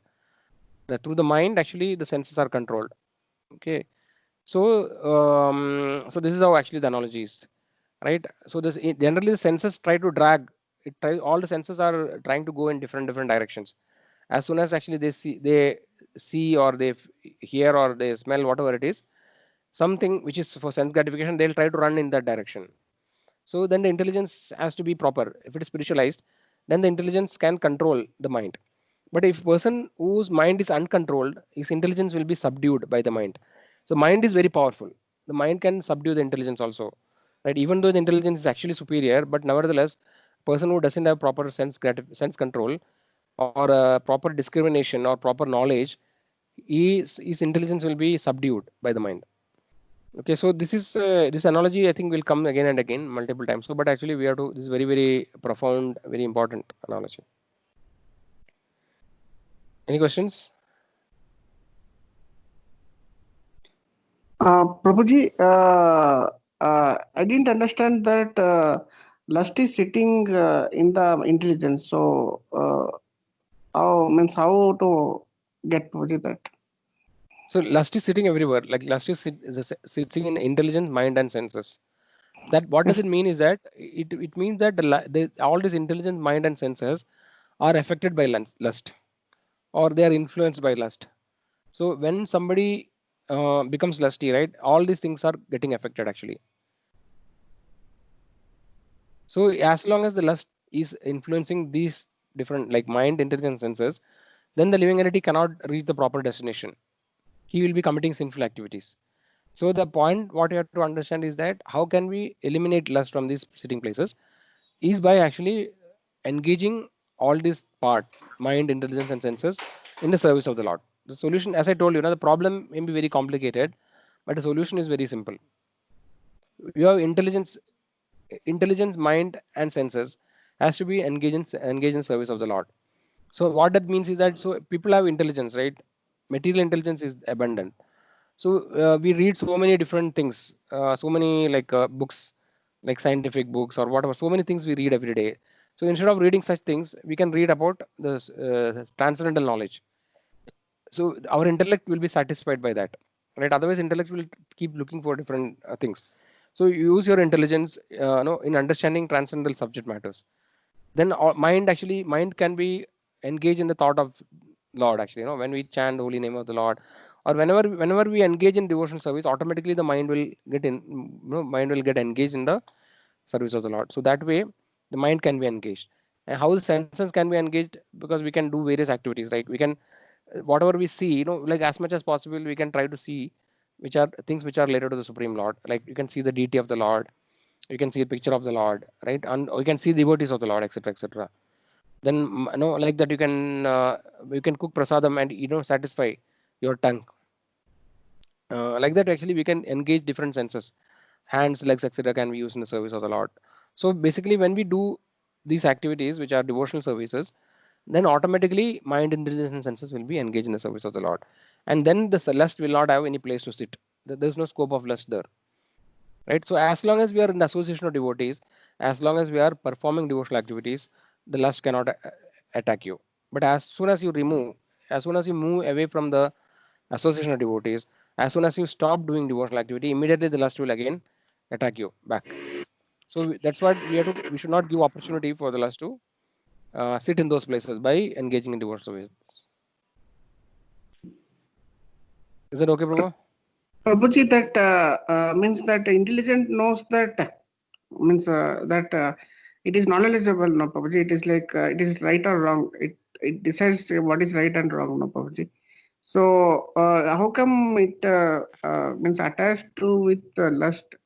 I was not getting that, Prabhuji. See, the intelligence is material intelligence. Then intelligence can discriminate what is right and wrong according to your experience, or what you think is right and what is wrong, or based on your wisdom or your past experience, right? That's how intelligence works. So, so somebody actually, so if you are born in a particular culture, certain things may be right and certain things may be wrong. If you're born in a different culture, the same thing which was right in the other culture can be wrong. So there is no absolute right and wrong, or absolute intelligence is not there. Okay, so it's all different perceptions of different people, right? So somebody who today if a child is very good in mathematics, we say that the child is very intelligent, for example, or in science if he's very intelligent, I mean if he's good, then we'll say the child is intelligent. But actually this is only relative perception, right? This intelligence is not really going to help the child ultimately, right? Because we know that we are not the body, right? So this intelligence is not a real, this material intelligence will only help you to give material success, which actually is ultimately useless, because again you will start over in your next birth. So that way the point what I'm trying to say is that the intelligence by itself is not perfect actually. The intelligence will be, the perfect intelligence is spiritual intelligence. So this spiritual intelligence most people doesn't have in the material world. So that is why the person who is intelligent maybe materially, he may not be protected from lust, because that is what we see now. So many great people are there, so many great scientists or so many great philosophers, but they have so many weaknesses actually. They are all finally, they do so many abominable activities, and we see so many controversies coming every day. You read, no? So the so-called great intelligent person, but what is actually ultimately, what is his real face? Nobody knows actually, and after many years it will come out in the public. So this kind of intelligence is not useful, Prabhu. Okay, Prabhu. Okay. Yeah. Okay, so this last shloka, this is very, very important shloka. With that we can end, I mean, I think complete the discussion. Yasyatma, we discussed, na? Yasyatma buddhi kunapetita duke swadi kalatrādishu bhauma ijjadi yatirtha buddhi salilena karchichit jhaneshu abhidneshu saeva gokara. So this shloka, just now, whatever Chetan Prabhu, you asked the same question, right? So if you look from the material intelligence, this shloka will not make sense. Because if you tell this shloka to any person who doesn't have any spiritual background, they will not accept this. Okay, they will argue and fight with you. What it's saying is that a human being who identifies this body made of three elements with his self. Okay, this is the bodily consciousness. Who considers the byproduct of the body to be his kinsman. That what that means is that children, for example, right, is the byproduct of the body. And your relatives, if you consider the products of the body to be his kinsmen as relatives, who considers the land of birth is worshipable, right? And who goes to the place of pilgrimage simply to take bath rather than meet men of transcendental knowledge, there is to be considered like an ass or crow. So here some of the things may not make sense today's world, because hardly anybody goes to a place of pilgrimage. But actually we can see the other 2 points, right? So everybody considers the byproducts as kinsmen, right? You say, okay, this is my child, this is my relative, husband, wife, no, and then they are everything for me. So this is actually a kind of a animal consciousness. So one who considers byproducts of the body to be his kinsman, who considers the land of birth. This is the most controversial thing, right? If you say who considers the land of birth worshipable, what is wrong in that? Nobody will agree with you. What do you think? What are your opinion?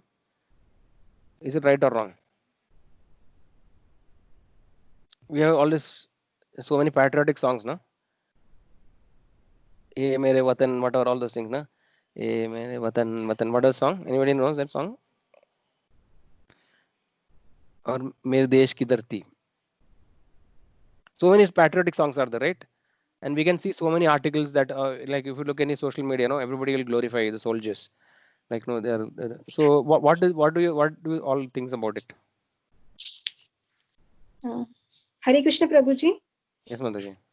Prabhuji, we should respect, but we should always keep in mind that Vasudeva Kutumbakam, this entire like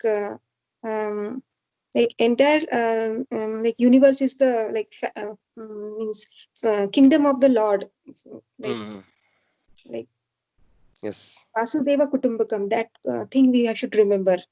Yeah. That is actually our Vedic aphorism, right? Vasudeva Kutumbakam.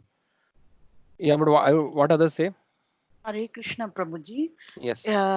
Prior to Krishna consciousness, if you'd have asked me, yes, we feel that all these soldiers have left their family and they safeguard our borders for the sake of us to be happy in our country.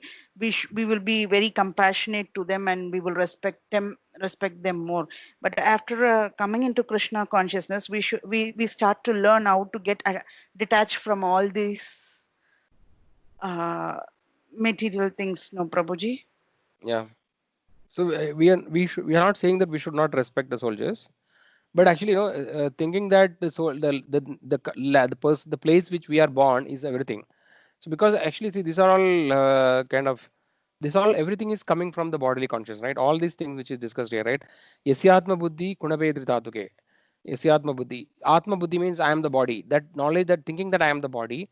Kunabedritatuke means the body is consisting of the three dhatus, right? Kapha, Pitta, and Vayu. So this body which consists of these three dhatus, Kapha, Pitta, and Vayu, if you think that that is everything, I am that, then automatically other things, this Kalatradi means your wife, children, etc., right? The family, all this is my family. So when you think that I am the body, then naturally everything else will come. Okay, this is my family, this is my children. Then actually, what is the other thing? This place is this is my birthplace. No, I should die for my birthplace. This is everything. But actually, today you are born in this country, tomorrow you'll be born in another country, right? And then you fight and then just kill each other, right? Or actually, because you think that this is my worshipable country. So generally, the Kshatriyas things like that actually, because the Kshatriyas in Vedic scriptures also you may see that it is glorified actually sometimes, but that is not the ultimate knowledge, right? The knowledge, as we discussed, Vedas have, Vedic knowledge is coming in different steps. So in the basic, very fundamental thing, is Kshatriya thinking that this is my country and fighting for, sacrificing the life for the country is glorified actually, because even Arjuna, Krishna says Arjuna to fight, right? Because actually it is told that somebody who fights and he dies in the battlefield, he actually goes to Swargaloka. So from a material perspective, actually fighting for the land is not wrong, but we have to understand that is not ultimate, right? Because if you go to Swarga also, you again come back.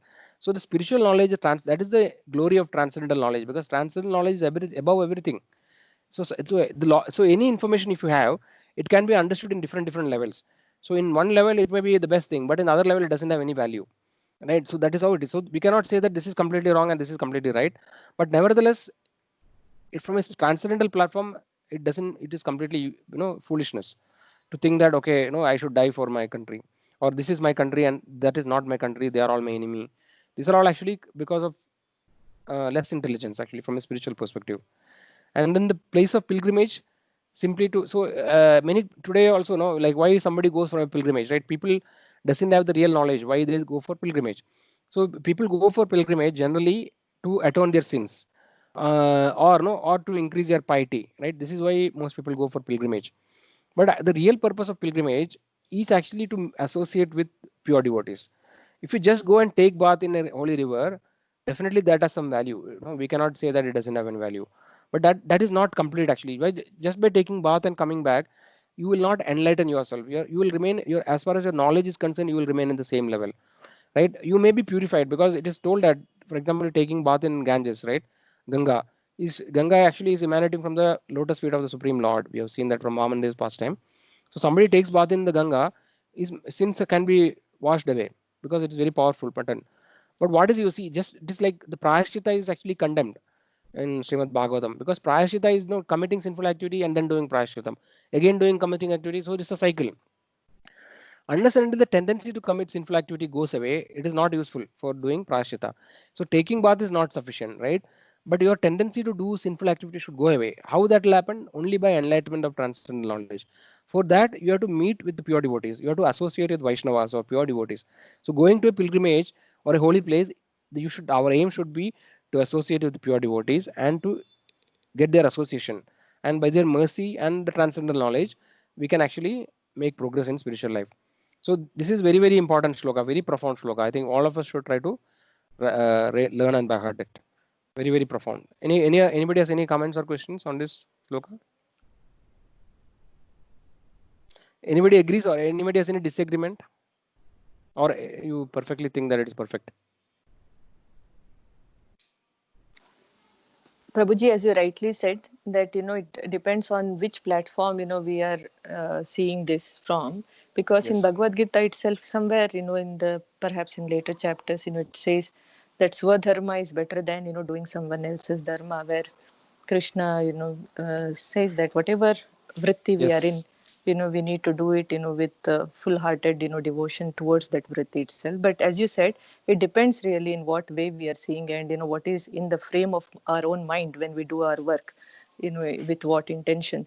Like perhaps if we are doctors, or if we are housewives, or if we are anybody, we can always channelize it towards God and make it give a different dimension entirely for our work. But yeah, if it is taken in a wrong way, then it looks that it's all meaningless, and why one should really protect our motherland, or why should the soldiers be giving. So it looks that way, but perhaps a deeper understanding is needed, as you said, to truly analyze such powerful sentences. Yes. So it's clear. Basically, see here actually the understanding is like this, Yeah. as you also mentioned, right? So ultimately everything depends on what is our intention. Okay. So if our intention is to become successful in the material world, then actually becoming patriotism or becoming fighting or having valor, fighting for the country, all these things are valuable. Similarly, this is very similar to other activities, philanthropic activities, right? They are also similar, like opening hospitals, opening orphanages, right? Donating money for good cause. So all these are all are pious activities, right? Even getting taking part in a war, which is dharma for dharmic principle, that war also is a pious activity. So if your aim is to become materially successful not only in this life, right? Many people actually traditionally they used to do many pious activities so that they want to elevate to higher planetary system, or they want a better birth, they want to enjoy. So if that is their aim, then all these things are okay. But if you want to get out of this material realm completely and go back to the spiritual world, then these things are not going to help. So everything depends on what do we want to achieve. So that that answers the question actually. So if you really want to get out of cycle of birth, and so similarly we discussed many times, right? The Vedic scriptures, everything, all the Vedic scriptures will have different. There are different levels of Vedic scriptures, right? So most of the Vedic scriptures talks about how actually we can become materially successful. How can we elevate ourselves? How can we become pious? How can we attain punya? So many of the Vedic scriptures, like sacrifices and many activities which are mentioned in Vedas, they are all called karma kanda. This is talking about these kind of things only, success, material success. So that doesn't mean that that is ultimate goal, right? So basically, there are four purusharthas, right? We know that dharma, artha, kama, and moksha. So these are called purusharthas. So these are the four ultimate, four important things actually that a living entity or human being can achieve: dharma, artha, kama, and moksha. So, in one way, it is actually a gradual elevation, right? Dharma means actually having religious principles. Artha means attaining money and wealth or other possessions. Dharma, artha, kama means satisfying our desires, and moksha. So finally comes the moksha, right, which is the liberation. So after all these things comes the moksha, which is the topmost. And this moksha is not actually ultimate according to the Vedic scriptures and acharyas. Moksha is only just getting out of cycle of birth, and its ultimate perfection is actually going back to the spiritual world, right? Moksha doesn't mean that you go to spiritual world.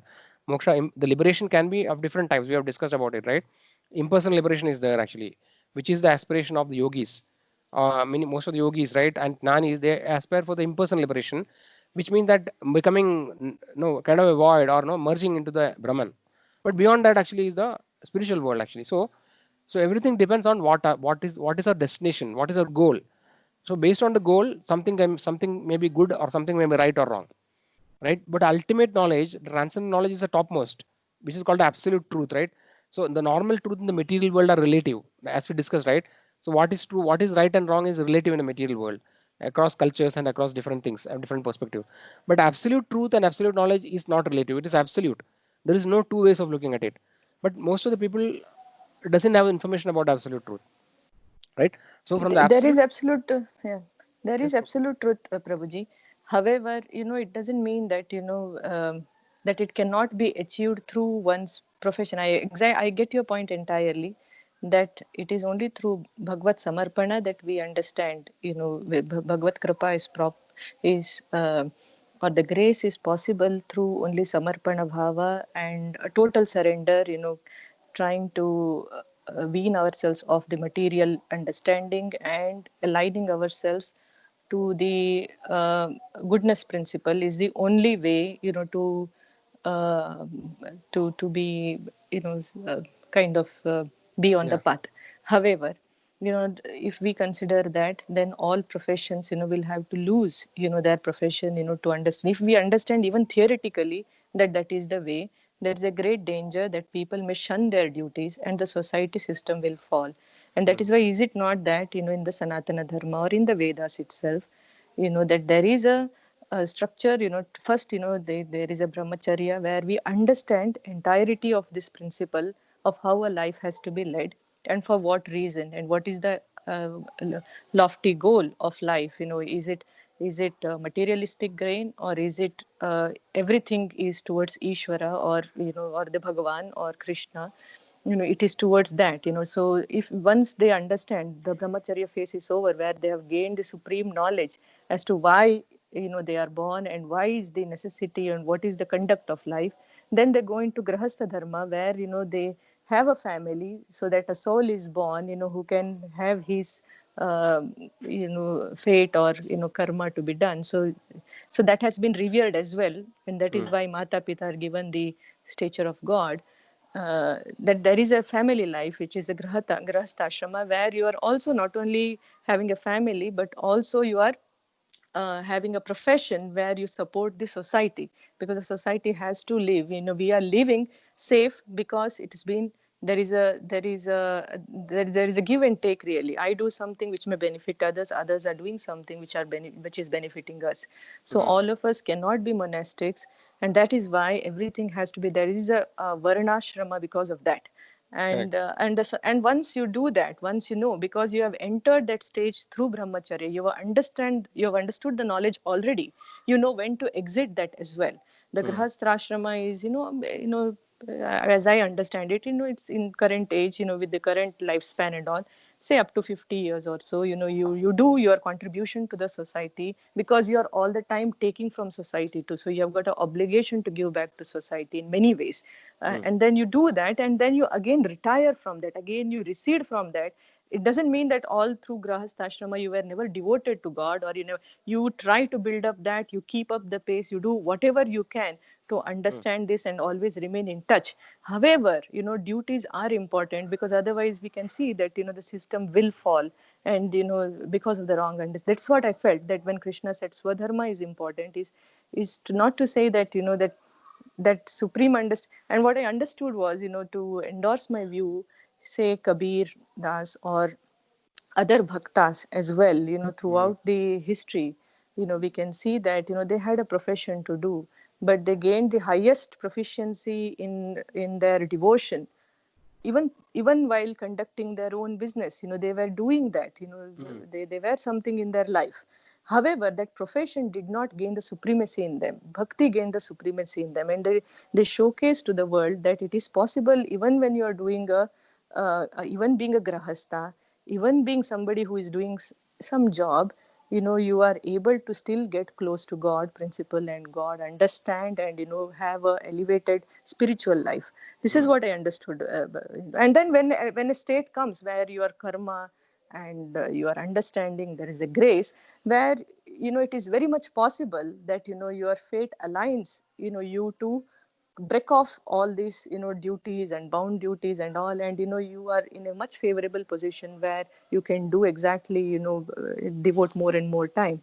But perhaps at a critical age, where we have to contribute, I think it is equally important to contribute, but with the right intention, knowing that it is for Bhagavan, or it is for Krishna, or it is for, with what I am doing this. Is it for my gain, or is it, with, as you rightly said, all in the mind, do it with the right intention, so that we again and again evolve more spiritually. This is what I thought, Prabhuji. I don't know whether, it's a mistake, because otherwise, there is no, there is, if we just think that, the philanthropic activities are not needed, or these are needed, but, they are not as Shreyas Dai, then there is a tendency to not do our duties, but in that way entire society system will fall.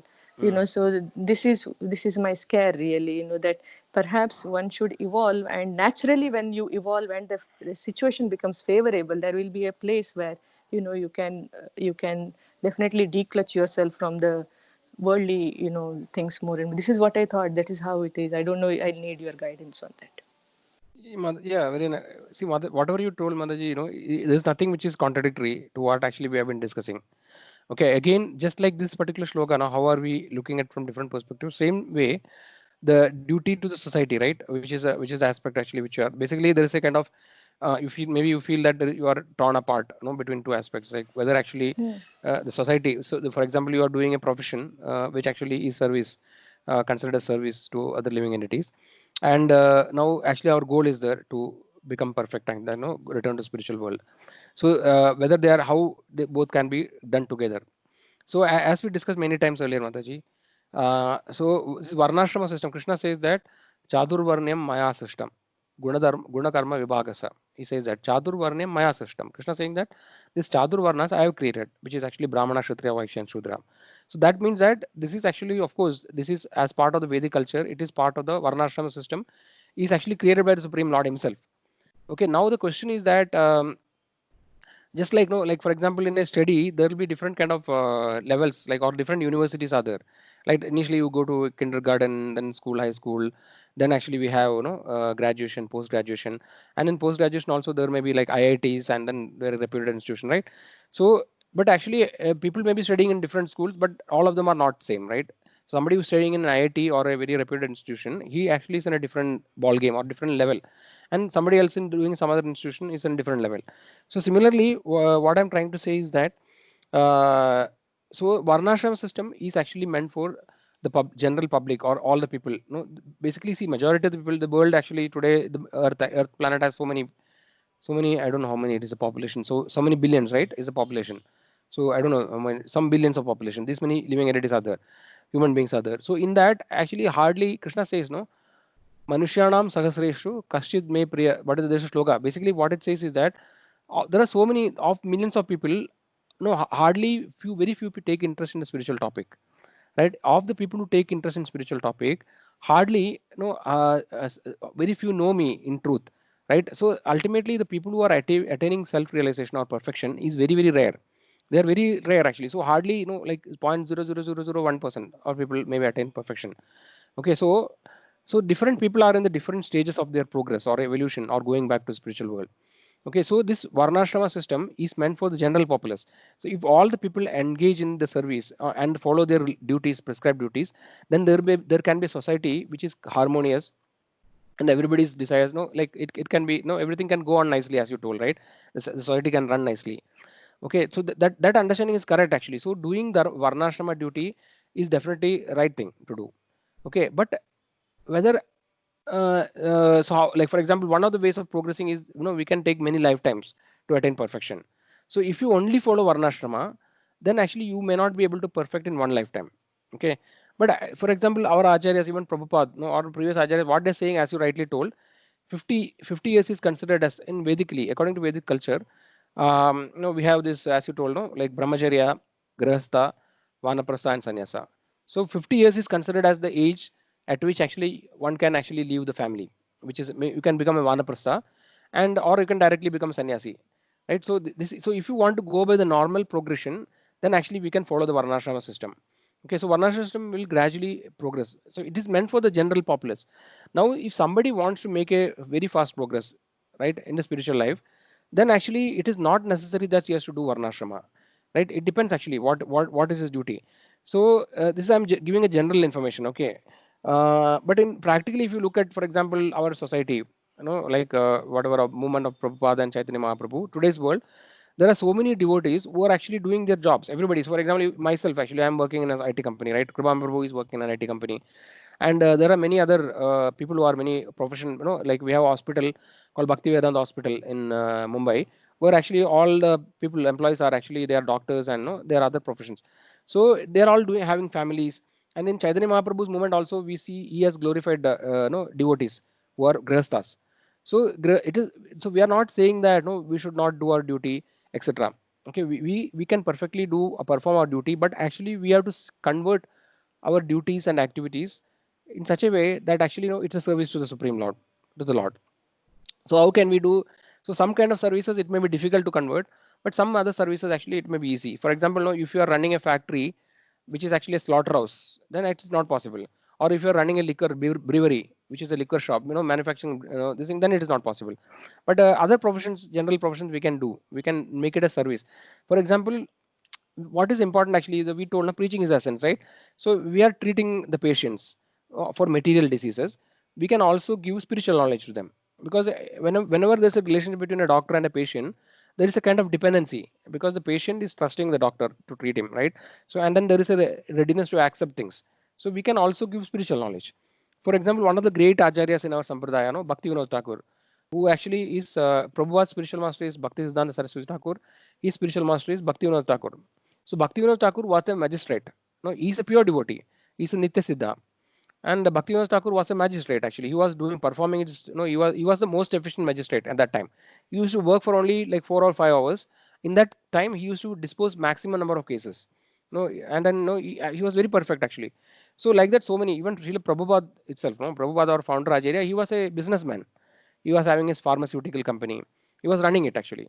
So we are never saying that we should not do our material duties. Okay, but so whatever when Prabhupada is doing a business, right? And when another person, when a Ambani or somebody else is doing a business, it is very different actually. Apparently it may look the same activity, but actually their consciousness is completely different. And Prabhupada is doing business, actually, he's always thinking about the Lord, and he's thinking how actually he can give the knowledge to others, and that way that is his intention. So ultimately the question is like this. So if you want to enter the spiritual world, okay, if you want to go back to the spiritual world, then we are expected to attain certain number of qualifications. Basically, we should be completely free of all these vices, right? And we have to become pure. So to attain that stage, right?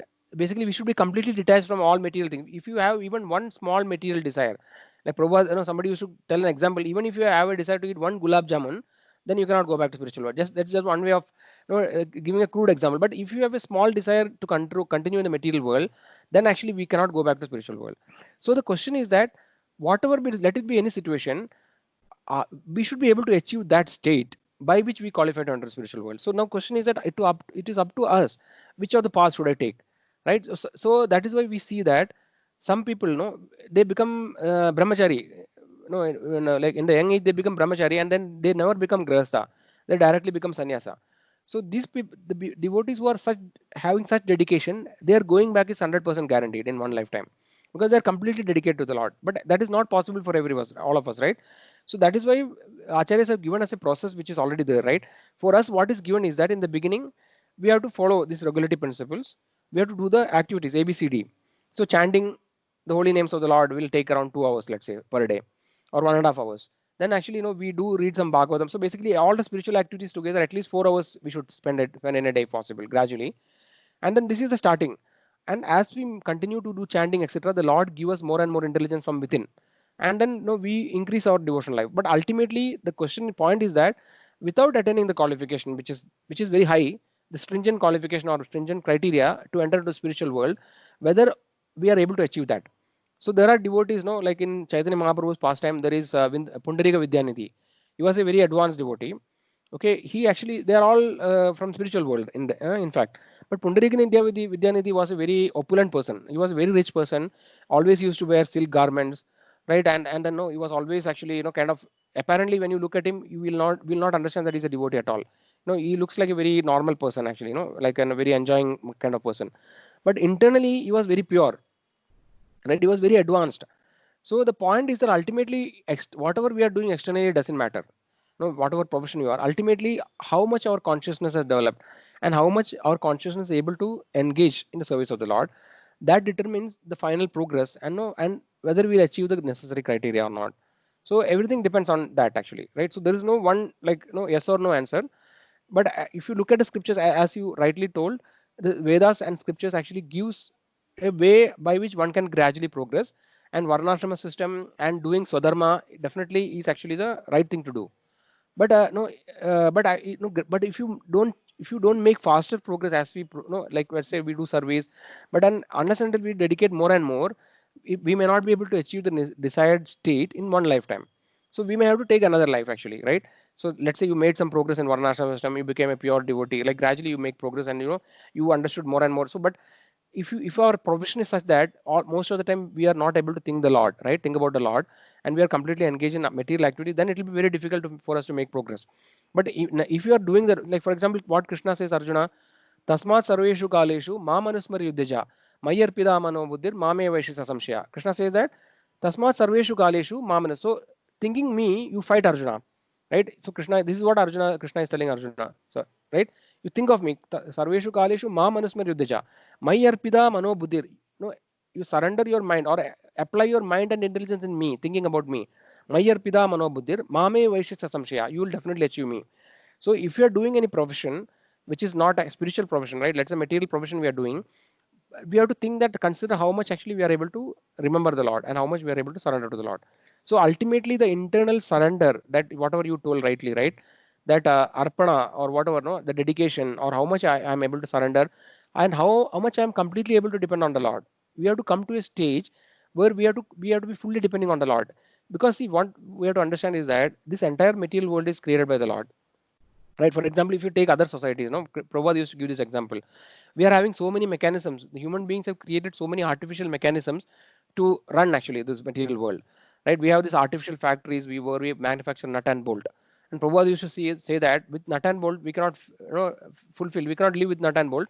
We need food grains ultimately, and we have so many slaughterhouses, so many things in the material world, right? So these things are all not actually not necessary. Many things. And for example, Prabhupada used to give the example the elephants, right? In the forest, if you take in the Africa or any other forest, there are huge elephants which need so many tons of food every day. But nevertheless, no elephant dies because of hunger, because the Lord has provided everything for everybody to live in this material world, right? So the Lord can take care of the material world. You know, everything can be taken care. So it is up to us to decide in which category we want to belong. We can be a Varnashrama devotee and make a gradual progress, or somebody decide that I want to make very fast progress, then actually that person can take a faster route, no, where actually you can do more surrender and more giving up things. But actually that is not necessary. No, as per Chaitanya Mahaprabhu, whatever examples, many of the examples are Grihastha examples. In Grihastha example also, we can actually make progress. But ultimately it depends on what is our consciousness and how much serious we are. So naturally, a person who is actually in Grihastha, right, he as compared to a person who is a sannyasi, right? A person in Grihastha, he has to, it will be more difficult and more time consuming for him to completely surrender, to come to a stage where he becomes completely perfect, because he has so many botherations to worry, right? But a person who is a brahmachari or a sannyasi, for him it is easy. But actually, it is not possible for everybody to become a sannyasi, right? So all of us in the community, if you look at whatever devotees we associate daily, right? If you go to temple anywhere, hardly there is no sannyasi. For example, in Bangalore ISKCON, there is no sannyasi at all. Right? All are grihasthas, 99.9%. Right? So that doesn't mean that no, they will not go back. But only thing is that it's a relative choice. So everything, it's an individual journey. The soul's journey is an individual journey. It's completely individual, and it is for each person to decide how much I can take. There is no point in artificially renouncing everything and then falling down soon after that. There is no point in that. So as and how much ever capacity we have, how much ever we can take, they say no, you chew what you can swallow, right? So gradually based on that we have to assess, and we have to make slow and steady progress is better than no an abrupt progress and after that completely failing down. So this is the ultimate kind of personal decision and how much we can take. Okay, so that sometimes we see that a person naturally when he is a child itself, no, he has very deep taste for devotional service, and no, he naturally takes it. That means that we have to understand that that person has done all the things which is required in the previous lives. For example, he has done perfect. He was a perfect what you call grihastha in his previous life. He has done a lot of progress in spiritual life, and next life he has got a better chance, and he may become a brahmachari in this life. So we have to understand that this is a continuum which is going across different lifetimes, right? So the in gist of it actually, no, we cannot say that this is right or that is wrong. Both are actually different paths, right? And there is another very important shloka which you have discussed, right? Where actually it depends on who we are and no and what we want to do. Not everybody can become a sannyasi, right? So, but ultimately, when somebody completely surrenders to Krishna, it is told that he is no more indebted to anybody. He is no more indebted to society. He is no more indebted to the family, no, his forefathers, etc. That shloka we have seen, I think, last week, right? Naham Rini Kingara. That shloka, anybody remembers? So there's no one answer I can give, but actually I just touched upon the different aspect, Mataji. Is that okay? Yes, Prabhuji. Yes, Prabhuji. Thank you. Hare Krishna. Yeah, if you have any further questions, we can discuss that. But it's a very important question that you asked, and everybody has, everybody will go through these kind of questions. Actually, it is natural when you start taking the spiritual path, right? We go through different phases actually, where we will not be able to clearly understand what exactly is right in this particular context, because from our past knowledge and past upbringing, right, we have a particular strong feeling about different things. This is what I understood, and then that is not wrong also. But actually, but as we make progress, we kind of refine our understanding. So we had this understanding, but we don't have to give up that understanding. That is not completely wrong, but we may make some small refinements, or we may add some more qualification to the knowledge. For example, I'm serving the people, but I can do some more service actually, in the terms of in the bodily, instead of bodily, I can also do some service in the spiritual platform, right? So that's a small refinement to what I'm already doing. And only thing which is required is just sincerity and faith and surrender mentality. If you have that, then Krishna will internally give you the knowledge, right knowledge to make progress. Okay, there's a shloka in Bhagavad Gita. Krishna says that, what is the shloka? Basically says that from within, no, I'll shine the knowledge, the light of knowledge. Okay, what is the shloka? I'm not able to remember. Yeah. Dadami buddhi yogam tam. That is Prabhuji. Yes. Can you tell the shloka? Find the shloka. Starting. You can just. I'll also can also search. Bhajitam priti purvakam dadami buddhi yogam tam yena yanti upayanti. There's something like that. Can you tell again? Like dadami buddhi Yes. yogam There are two shlokas. There is one yena shloka. upayanti te. Yeah. So this is one shloka. There is one more shloka. But I can't remember actually. So this shloka, what it says is that Tesham sarati yuktanam bhajadam priti bhuvagam dadami buddhi yogam tam yenamam obeyantite. To those who are constantly devoted to and worship me with love, I give the understanding by which they can come back to me. Okay, so this is what Lord actually. So we have to just follow the process, have faith in the process, have faith in the acharyas, and as we do that, the Lord actually will automatically give the knowledge which is required for us to go back. Now, there is one shloka which actually I can't remember now. Nashayami Atma Bhava, something like that. Nashayami Atma Bhavasto. Yes. Yeah, this is another shloka. This is, I think, the next shloka. So these are two consequent shloka. So he's saying that Tesham Evanukampartam Aham Atma Atnanadam Tama Nashayami Atma Bhavasto Jnana Deepena Vashada. Out of compassion for them, I dwelling in their heart, destroy with the shining lamp of knowledge the darkness born of ignorance. So this way the Lord actually, gives the knowledge. So we have to have the basic qualifications. We have to have the basic humility, the basic faith, sincerity. Then automatically the rest of things the Lord will take care. Actually, that's what the Lord is saying, right? And then there is one another shloka which actually, I'm not able to Rini. That's Rini Rajan. Yes, this is a shloka 11.5.41. Just a moment, please bear with me. 11. So this shloka is the other aspect. What is it? 11.5.41.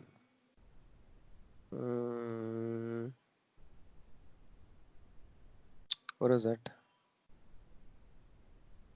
11.5.41. So, Aruna Mataji, you're there? Yes, Prabhuji. Yeah, so this is very nice question you asked, Mataji. But I think no, so that there is no absolute answer for this. Okay, though there is an absolute answer, but actually, it'll appear to us relative because it depends on where we are looking and how fast we want to go back to this, the Lord. So this sloka Yes. is actually spoken.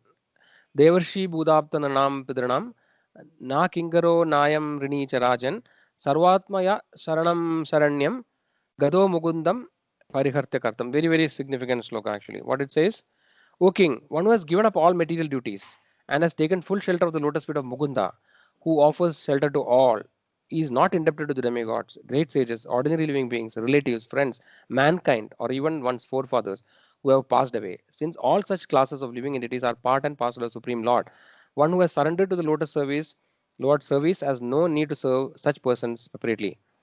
Okay, this is very, very exactly the answer to the question. But this actually, whether we can apply immediately, this is for very elevated people. Actually, it is not for ordinary people. But this is the final, this is the high elevated level, or ultimately we should come to this level. No, none of like it is not practically. Very few people will be in this stage. This is a very, very advanced stage. But who Krishna is, who actually we are talking about, completely surrendered pure devotee. We are talking. So somebody is completely dedicated to the Lord. He has given up everything. Then there is no loss for him, because the Lord actually is the root of everything, right? If you want, he can run the society in any way, and he can destroy the society at any moment.